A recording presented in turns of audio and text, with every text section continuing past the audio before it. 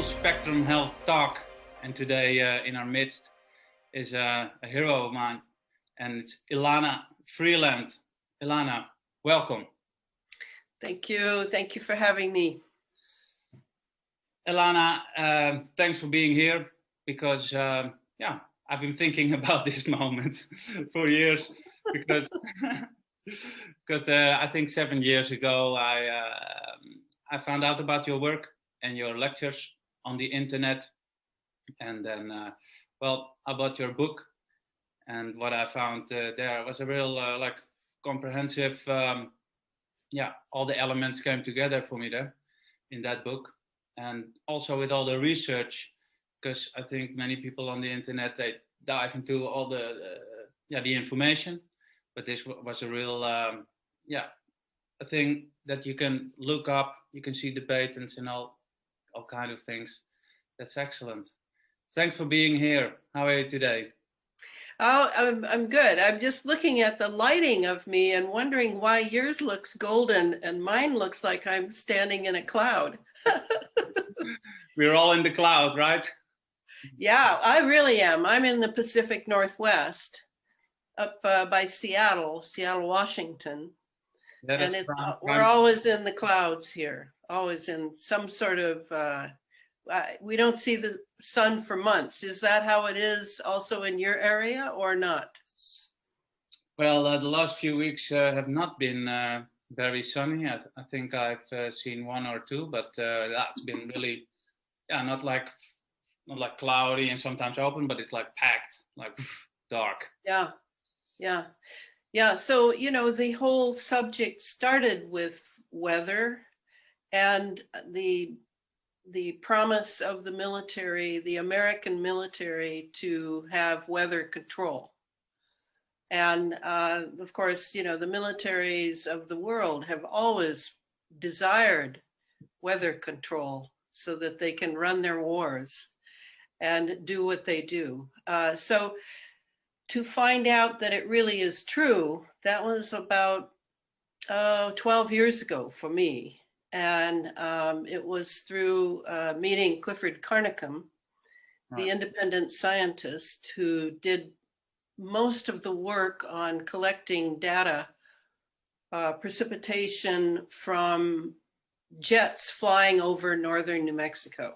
And that's back in the 1990s. So this goes back. And he was pretty much the Lone Ranger in those days. And then I chanced to meet him, chance, destiny, chance, fate, whatever it is. I have been a writer for years, and I was in the Rudolf Steiner education series of schools. That was another period of my life.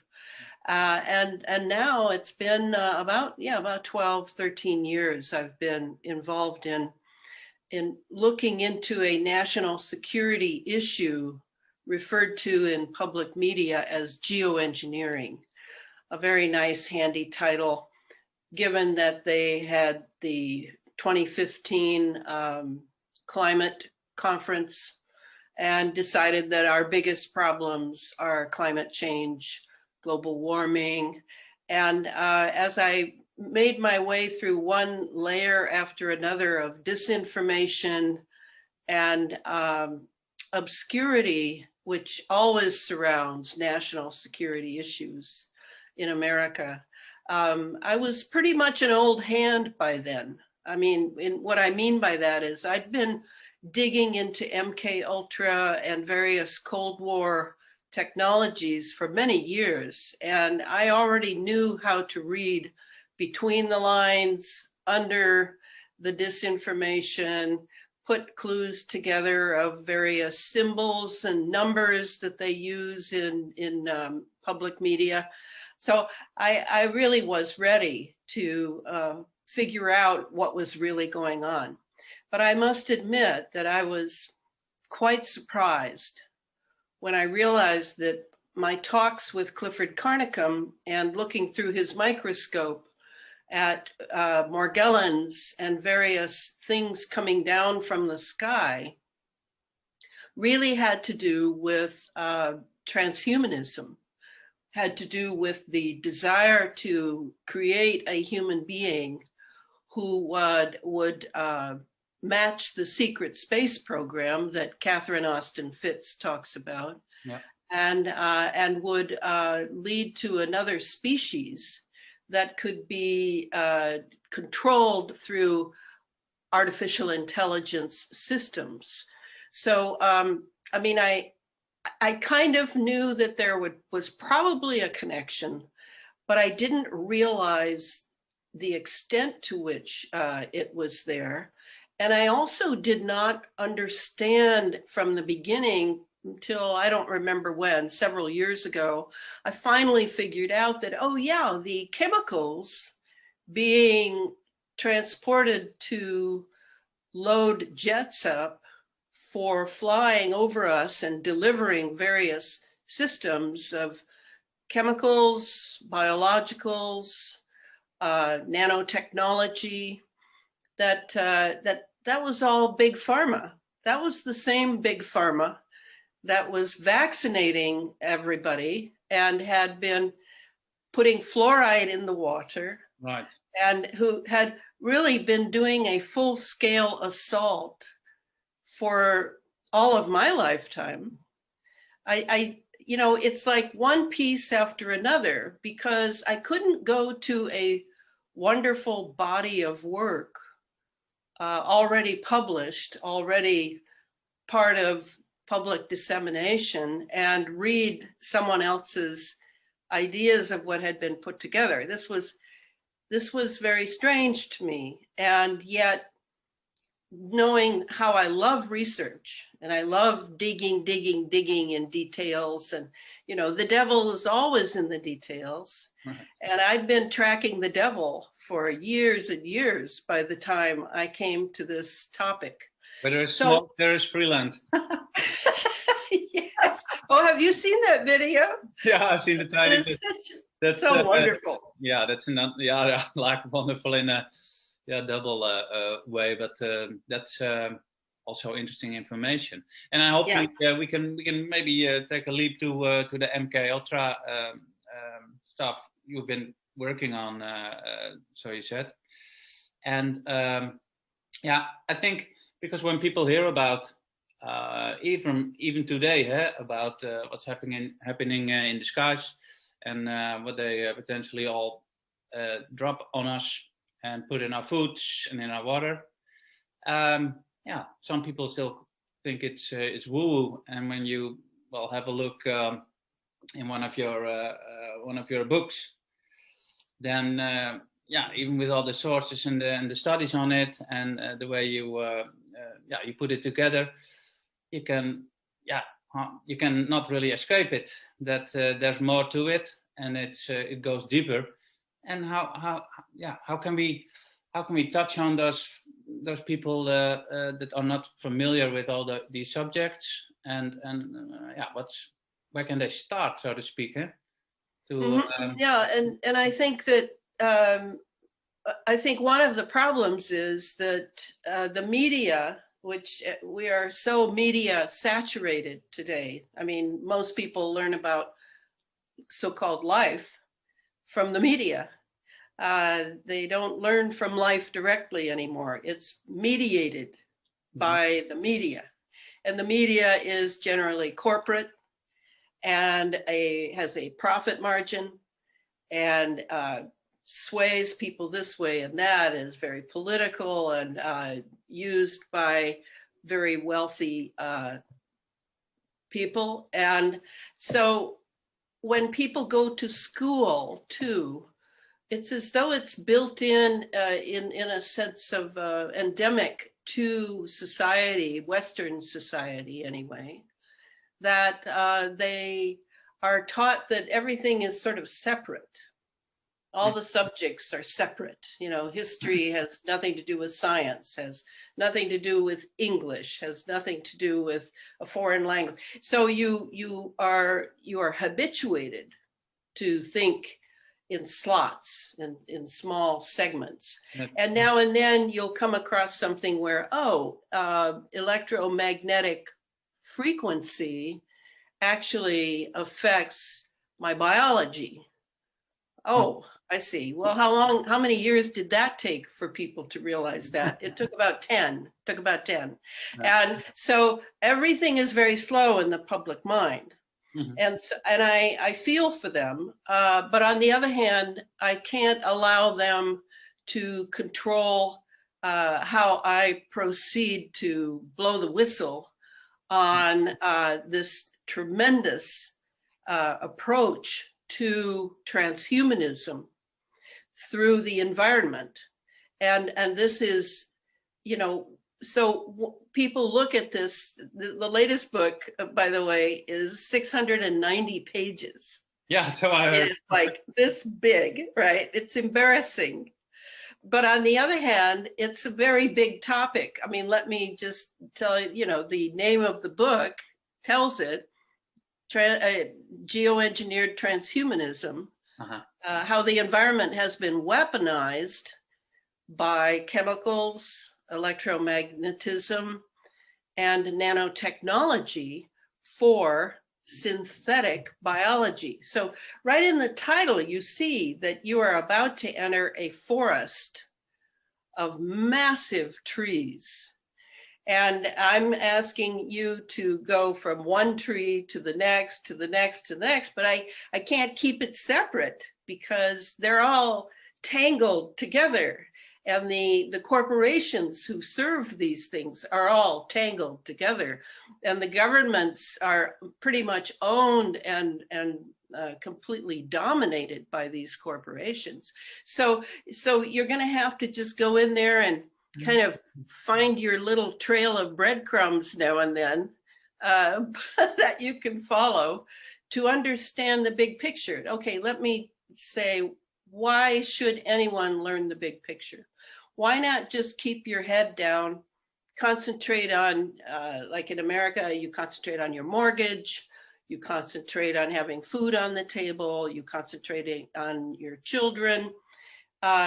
Why have the big picture? And that gets into a very personal and impersonal way of looking at life that I have. And I'm pretty much known for it, is that, we are spiritual beings living, having a material experience of life on Earth.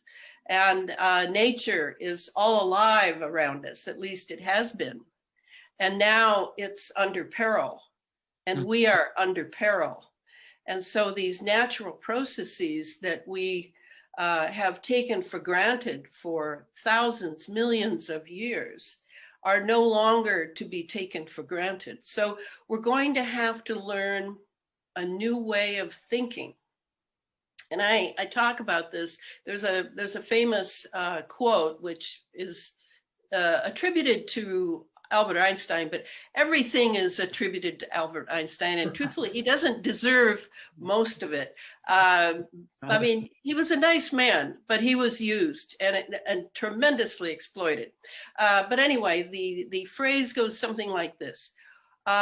Whatever the thinking is that creates the problem is not the thinking we can follow to solve the problem.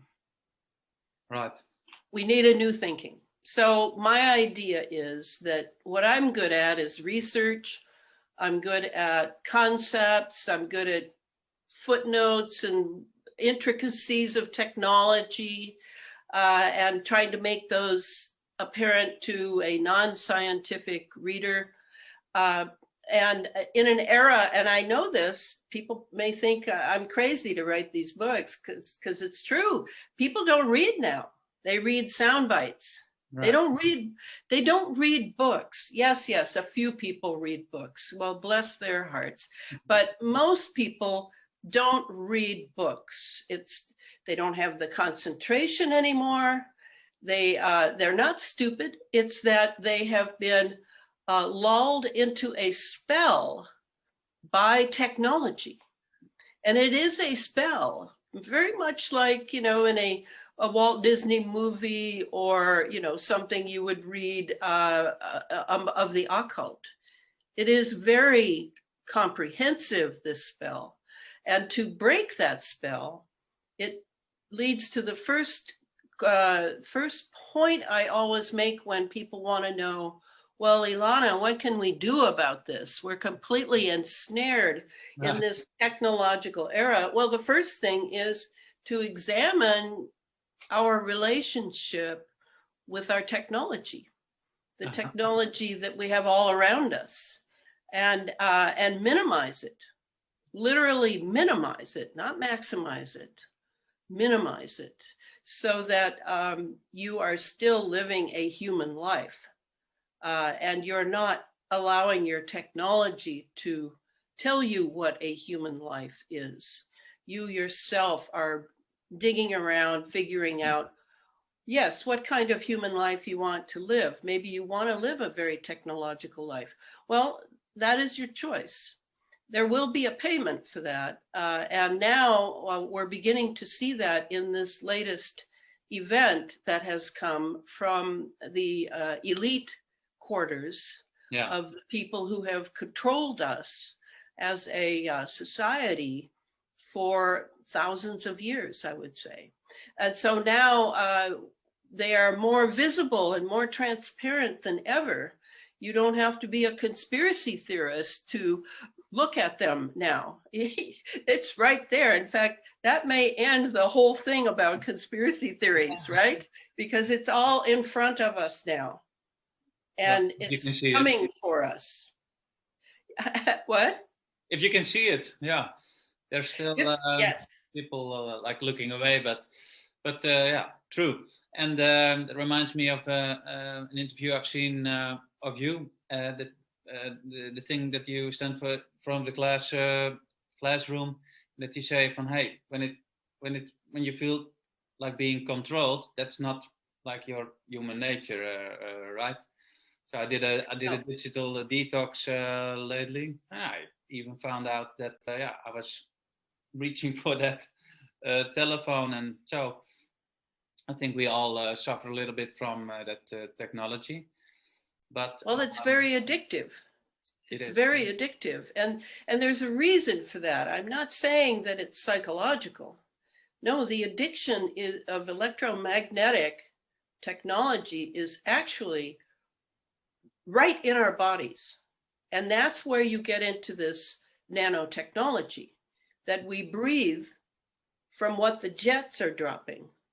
There, not only is the fuel itself completely loaded with nanoparticles, and we're talking aluminum, barium, strontium, chromium, all of that, that has to do with keeping the atmosphere conductive.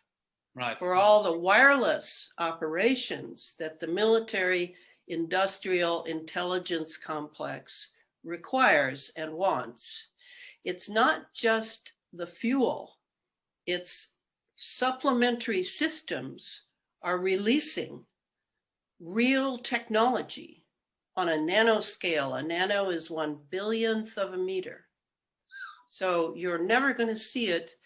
You can see its behavior, however, if you are watching it and you know what you're looking at, because nanotechnology is not just a thing, you know, it's made on the atomic level. It's atoms laid next to each other, little tiny, tiny atoms, right? And they're building things out of it. And now we hear from, particularly from La Quinta Columna in Spain, a wonderful group I highly recommend, who are examining what is in the serums being injected into people. And we're finding out that nanoparticles are in the serum, but many of these nanoparticles are actually nanotechnology. And they are like little tiny carriers of tiny, tiny computers that are actually transmission and reception vessels. Right. And so we now have in us the very makings of transhumanism, right? Of being a machine human being. We have the nanotechnology in us. And we can't keep it out because we have to breathe. And then regarding genetically modified foods, which 26 nations across the world, last time I checked, do not allow in their countries, very wisely.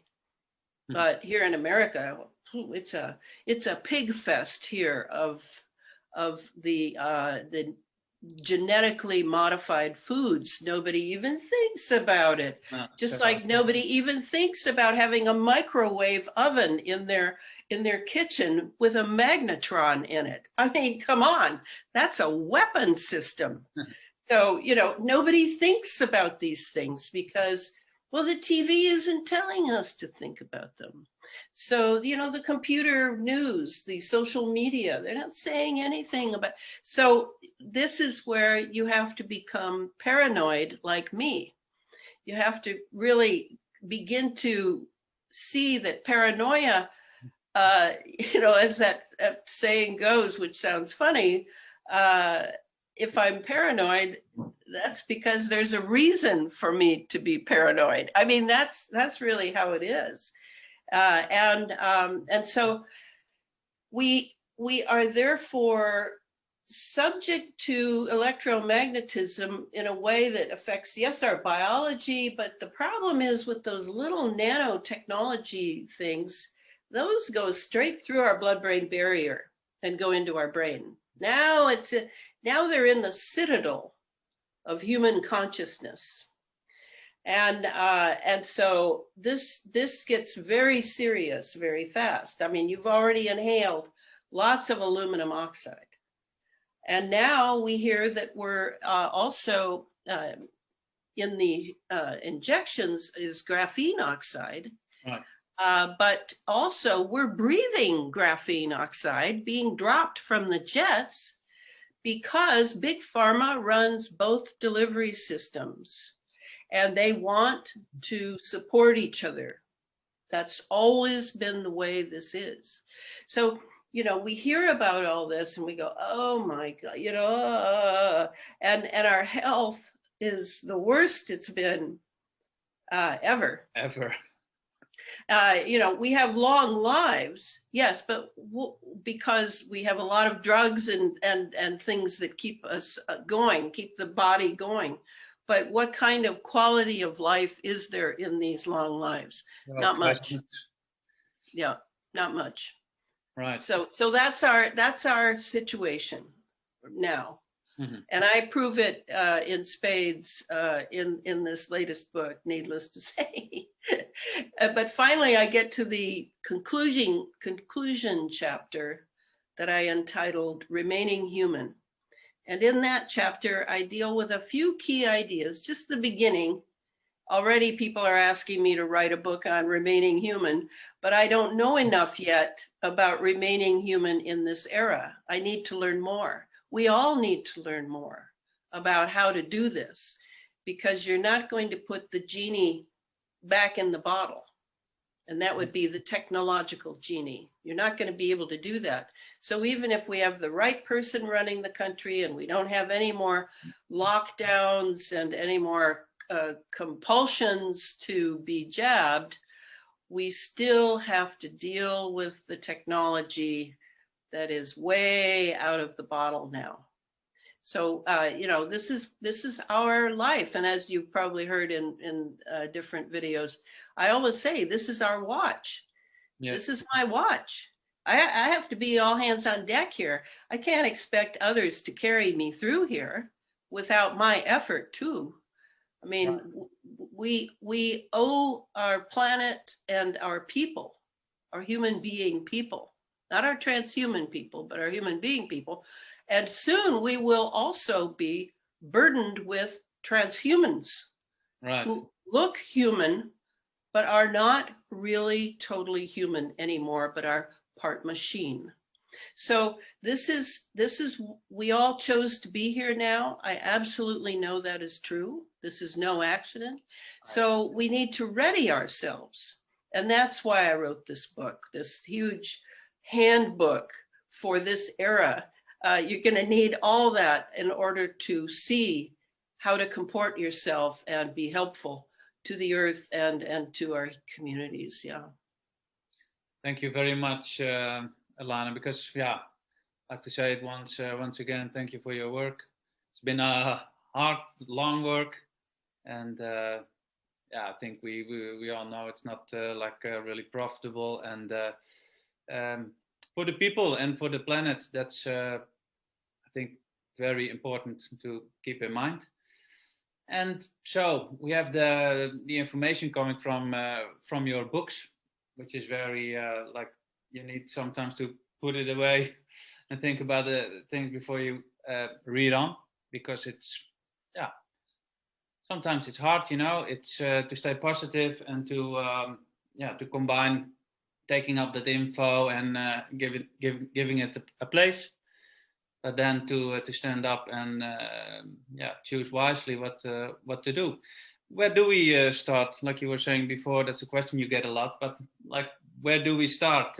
Maybe in relation to the nano technologies come into our bodies. Mm-hmm.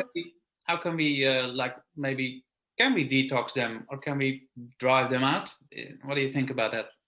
Well, that's a really fascinating subject, because the nanotechnology revolution really only happened in the 90s, the 1990s. That's how new it is. And the founding of it was, of course, the military latched onto it, I'm sure, right away. But we are not prepared by our leaders, and we can't look to them. We can't look to our leaders. We can't look to our experts at clinics, hospitals, with lots of degrees on their wall. If people wonder how just one person like myself could spend 2.5 years reading and researching to write the book I just wrote, can you, to me, it's a Sherlock Holmes kind of thing, right? You come into the study, there's a dead body, there's no weapon, and you've got to figure out who killed this person, what time, how it was done, everything. You've got to figure it out. Maybe the body's not even there, but a murder has taken place there. I mean, that's kind of how I really look at myself as a researcher, is that I have to dig and dig and dig in order to find the truth, so that I don't mislead my readers. I mean, the last thing I want to do, and see, I'm very fortunate, I have no career to protect. I have no bank account that is expecting to be a New York Times magazine bestseller with lots of money pouring in. No, I'm not burdened by these expectations.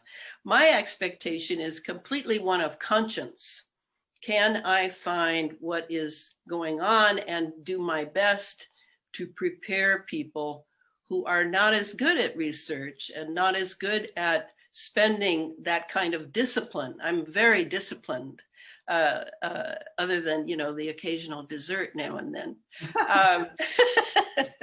But I know people, and I have them in the book, who are very much studying what to do about the nanotechnology that we are inhaling and ingesting and is surrounding us. It's in the dust on your mantle, it's in your clothing, it's in various refined food products. You're eating it because they don't need to list it. No one's requiring them to list nanotechnology or nanoparticles anywhere. It's snuck through, it's snuck into our entire way of life, similar to that microwave oven, which I just can't even believe it's still around, because there's no food value left after you heat something with a microwave. I mean, it's microwaves, folks. It's microwaves. You better find out what microwaves are. So the people that I showcase are very few, but there are many more people who are having symptoms of their immune system breaking down, what we call autoimmune conditions, like chronic fatigue syndrome, etc. There are so many now, I'm not even going to make a list. And these people, along with the people with Morgellons, which also is nanotechnology, it's just that we didn't have the term really ready for this when Morgellons started appearing as falling from the sky and being delivered by the jets back in the 90s. So the person I always put forward, I had a long time before I could pronounce his name on radio shows. His name is Tony Pantalaresco. Yeah, I struggle with it too. I struggle with it. Yeah, a very wonderful Italian name. Wow. And Tony is a Canadian. He lives up in Ottawa, Ontario. And he has been experimenting. He's very hands-on. He had Morgellons pretty badly, so he had to start with himself. And that's always a wonderful way to start, is you've got your own experimental little lab rat right here, your little test tube right here. And that is how we need to look at it, because as you know, if you go to a doctor with symptoms of Morgellons, the CDC has only, the Center for Disease Control in the US, has only recently admitted that Morgellons even exists. And this is how many years after it's been around? Almost an entire generation. Right. But then they keep it sort of tucked in too by saying it's a skin disease. It's a skin ailment. Well, no, it's not a skin ailment. You can read Clifford Carnicom's multitude of papers at his site, carnicominstitute.org, and you will see that it is really a blood condition. Now, that is very interesting given what's going on now in the wake of these inoculations. Is what is under assault? Well, yes, the lungs, but really it's the blood and the circulatory system in general, the heart. So we see that, and we have to admit it, that the blood of the human being, not just the DNA of the human being, but both are under assault, very serious assault, not just from the jabs, but from up there as well. So Tony Pantalaresco and I are in agreement about these things. And right. Tony has, I don't know how many hundreds, if not thousands of people who know about him, come to him. He listens to their symptomatology just like a real doctor would. And then he decides on what supplements they should be taking, what practices they should put into their lifestyle. And I myself, I mainly do two of his practices. One is I take the electrolytic baths, and electrolytic is just a term that means slightly electrified.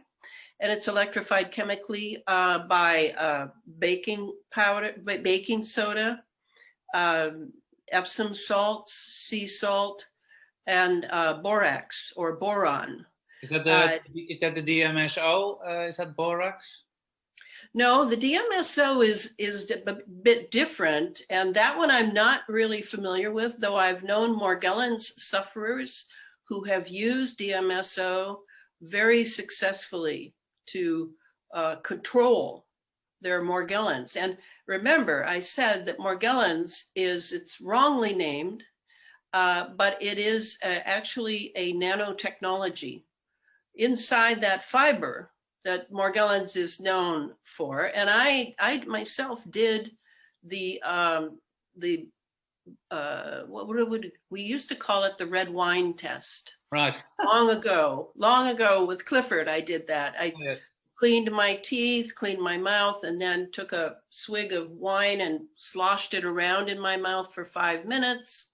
Then spit it into an absolutely clean jar or petri dish, whatever, and then watched it as everything settled. And looked for the fibrous entities that would be moving. They definitely move. They're alive. Are they entirely organic? No, they're not. That's why Clifford came up with the wonderful term when he was finally able to get inside that polymer sheath of the real Morgellons. That sheath is just the fiber that you see, the filament, right. But inside are organs that are really of what he calls the cross-domain bacteria. You'll find that it's entirely genetically engineered, is what I'm saying. So that was really our first hit, was the fibers coming down and going into us. Why didn't we all break out with our skin? Well, some of us are able to manage the Morgellons fibers more than some other people whose skin immediately seems to have been attempting to come to the rescue to get this stuff out. And what you would see if you look carefully at these lesions and the material coming out of the middle of a sort of crater, you see wires. I mean, they look like wires. They're not wires like you would have for your telephone, like aluminum wires or something, but they are wires, and they are partially organic and partially inorganic. And they're color coded, because each fragment, each wire has a different purpose. It's all engineered. And you put it near your iPhone or your toaster oven, and the little wires would just go crazy, because it's electromagnetic. These are electromagnetic entities. So now you see why, okay, we have it in us already by this stealth move. Stealth is a great English word.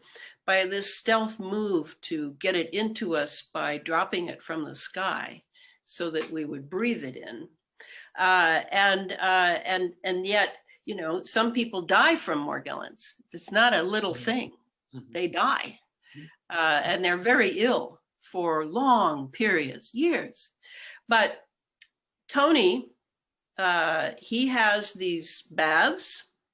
He has the what's called the triangle, where you create an electromagnetic field with a triangle that you can make yourself, or you can pay Tony to make it. And you take that triangle and you go into that electrolytic bath, and you put it over certain areas that you may be having trouble with. And right away, the electromagnetic field intensifies the activity, and the nanotechnology is literally driven out of the body, driven out. You can also do the foot baths, the ionized foot baths. Tony has directions for that. You can make your own foot bath if you don't want to spend $130 or whatever it is to buy one. So all that's really important. And then he has the supplements that back it up. Other people, there are other people doing it. A lot of Morgellons people on Facebook. If you do Facebook, which I unfortunately have to, I have one site left. They've taken down 2 of my sites. Then you can go to Morgellons sites and hear from people who are dealing with this on a daily level. And meanwhile, remember that as you do the baths, or you do the foot baths, or whatever you decide, the really first step is take a look at your electromagnetics around you and minimize it. Right. So for example, your bed, I always bring this up. People don't even think of it. Yes. Does it have metal in it? If it has metal in it, just think antennas. Yes. Just think any of those waves going through your apartment or your house can use that as a means to get to your body during your sleep. And the one thing you need to protect beyond anything else is your sleep. You must protect your sleep. So do you have the television in the bedroom for a nice little movie before bed? Bad idea. Very bad idea. You say you can just unplug it, Elana, and no, it will still be on. I'm telling you, the technology in the television is highly sophisticated and is basically a 24/7 microphone and a 24/7 camera system. You can unplug it till the cows come home, as we say in America, and that won't do a thing for you. It's on. Same thing with your iPhone. It's on, whether you turn it off or not. Why do you think they made it so that you couldn't take the battery out? Did you think that was just to save a little money? Oh no, that was so that you wouldn't take the battery out, which they will use when you've got the phone off. You've got it in airport mode or airplane mode. Doesn't matter. Doesn't matter. It's a weapon system. I don't own one. I have a nice landline. You want to leave me a message and you have my phone number? Leave me a message and I'll get back to you. But do you need to know where I am and give me traffic information when I'm in the car or something? Well, forget it. I retain my privacy. It's not that I think I'm fooling Big Brother. I don't think that. They can find me anytime. I know that.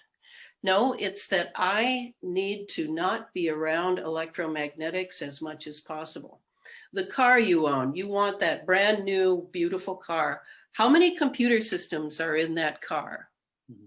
How many computer systems are going to be running through your body while you're driving that car or you're a passenger in that car? You want an older car, and pretty soon it'll be impossible to do this, but my best guess is before 2005, because they computerized all cars and all systems in cars right around then. So I have a 2001 Honda four-wheel drive, and I love this car, and I take really good care of it, because when I pull up to traffic lights that have some sort of sensor in it that, oh, she's here, her computers are here. No, it doesn't even notice me. And that's how I know I'm safe. You see what I mean? This is how I'm thinking. Yeah. You can think the same way. At one point, that's going to be suspicious, right? But yeah. Well, I may go through the light once I've decided it's safe. Another thing that you may not think of, the router. The router for your internet. Yes. You want to unplug it at night. And will that help you? It'll help a little. You can turn off your fuse box. You can turn everything off for the night. You don't need to have that electricity there, because the systems that are now used by the military industrial intelligence complex can even use our internet at night when we're not using it. They can go right into our computers. You know that. There is no privacy anymore in an absolute sense. But what you're doing now is, it's not about surveillance and privacy. It's much more about retaining your biological humanity. Yeah. So that you may have a chance of keeping your brain to yourself. Yeah, that's where we're at. That's where we're at. So Tony is one person. I could name others, but we are all experimenters now. Yeah. Nobody has all the answers, and every body is different. So you're going to have to pay attention to how your body responds to various things. I would eat less meat, especially if you're buying meat that is raised in these terrible lots of animals. I would start looking for quality animals if you're going to eat them. I don't eat meat very much at all, but it's not because of my religion. It's because of my health. Yeah. And the animal, keep in mind, if you're doing milk and cheese and dairy, which I also don't do, they are breathing in the same things you're breathing in. Eating the grass. And that is all getting into their tissues, their milk, And they too are trying to get rid of that, the body, the immune system of their bodies. So you see how deep I'm thinking about things. I'm not just taking things on the surface anymore. I'm really looking a little deeper so that I can maintain the human health that I need in order to defend my humanity. Yeah, because it's coming from every direction, right? So yeah, we need to be aware. And for lots of people, this will you will hear it I think more often. But for lots of people, this is like basically science fiction. And I think when they go to the gut feeling, they must know by now that there's more to it than just pandemics and yeah, distractions happening around us on the climate change and things like that. Right. The media story. A lot of people who have televisions buy the media story. I have never owned a television, not in my entire life. Can you believe that? I mean, it's like, am I a Luddite? No, I like technology. How could I do without my computer to write the books I write and to keep in touch with people all over the world? I love my technology, but minimally. Yeah. And I heard you talking about like getting or staying to nature, right? Because with all the technology and with all the distractions, also from the nanotech in our bodies, like we're drifting a little bit away from nature. And yeah, you raised the question, yeah, what is humanity? What is it to be human in relation to technology, and how yeah, can it take us over? Well, and you probably know that I'm a student of Rudolf Steiner for many years now. I was a Waldorf teacher, a Rudolf Steiner school teacher, and I helped to start 4 Waldorf schools here in the state. And I still study Steiner, and he helps me to see that, you know, a lot of people think, oh, if we just got rid of human beings, then nature would be safe. Well, the problem with that way of thinking is not only that it's not going to happen that way, but that the earth and the human being are like this. We are together. We are together. And yes, there are evil human beings. There are people who have chosen to serve other things than nature and God and all of the divinity that we have had for ever since our inception here in the cosmos. I understand that because materialism is very powerful right now, very, very powerful. And many of our children are floating away on that materialism. And we'll have a rude awakening at some point, I would hope. But the nature itself, when you go walking in nature now, unless you have a lot of money and you can go to wonderful places that are still virginal, basically pristine, you walk in nature now where I am, and you can feel the burden of chemicals, electromagnetism, and that the insufferable nanotechnology that's coming down. It's in everything. Aluminum oxide, barium oxide, all these oxides, as they are oxidated on their way down through our atmosphere, they then fall into the soil, the tree bark, the tree leaves, and they burden the nature with this. So nature is, yes, suffering with us. Yes. And that of course means that doesn't mean don't go for walks in nature. I mean, you know, I love to go just to be close to my mother on this planet.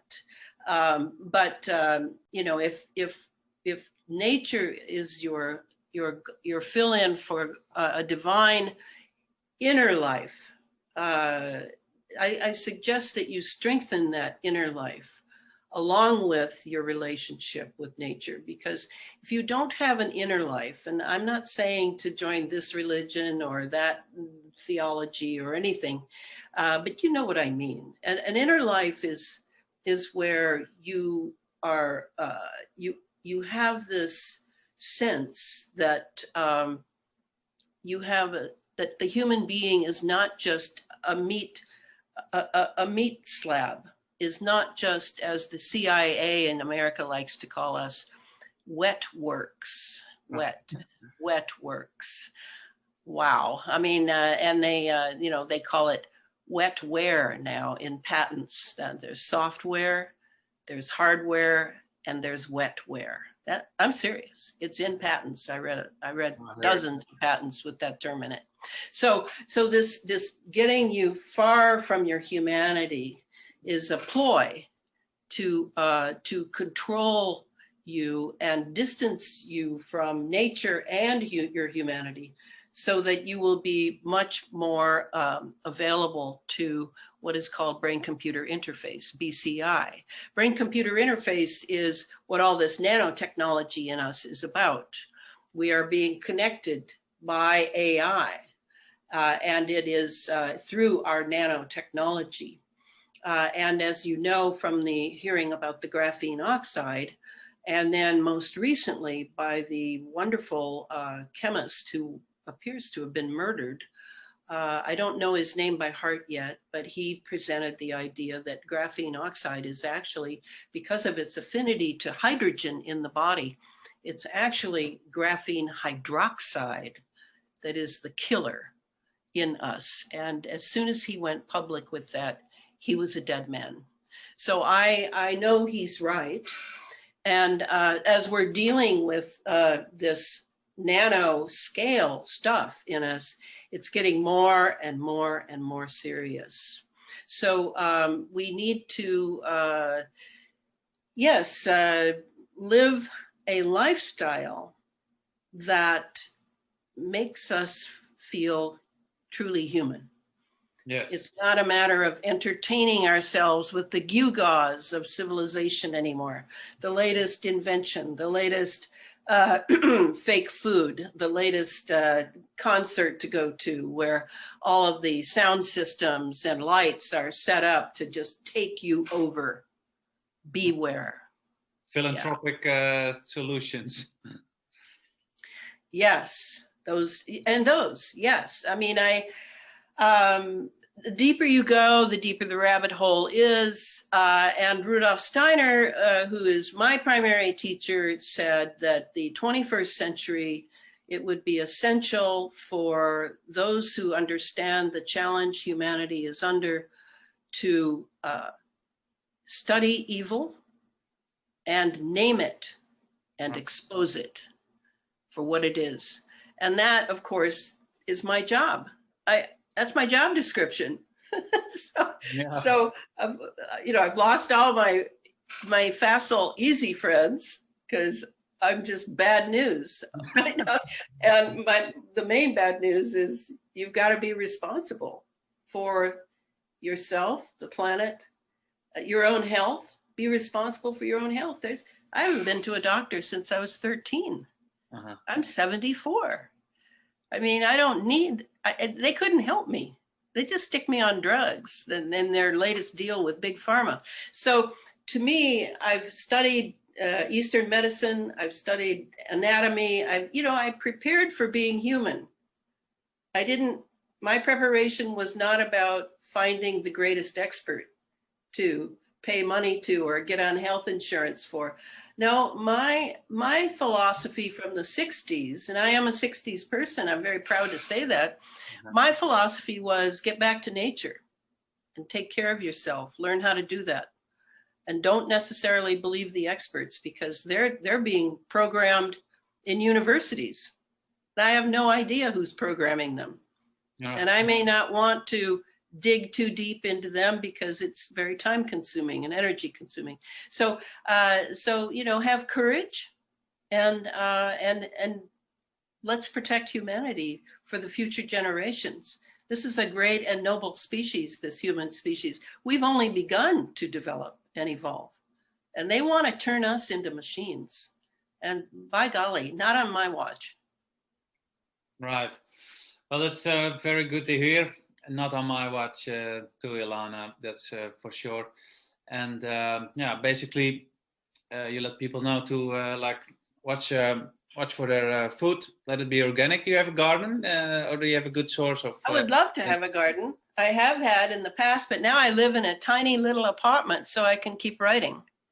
Okay, that's it. Well, so you get it from somewhere, right? You got a good. Oh, I have my outlets for organic. I have an organic farmer, a female who is a great farmer. She brings me produce. Yes. Lovely, lovely, nice. Hey, I think this is yeah, for lots of people a good bulk of information, and of course they can start to research your work on www.elanafreeland.com.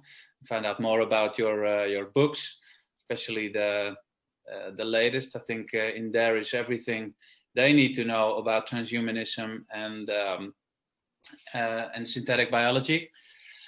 And yeah, for now, I'd like to thank you very much for your time and your research, and keep up the good work even after the last book you're writing. Maybe. Well, and I live in the belly of the beast, right? Yeah, I think we do. A very good place to live when you're exposing the beast. Yeah. All right, Elana. Again, thank you very much. Have a very nice day, because it's still morning, I think, on your end. Not quite, just barely afternoon. But thank you so much for having me, and blessings. Yeah. Okay. Elana, thank you very much. Bye-bye. See you next time. Bye.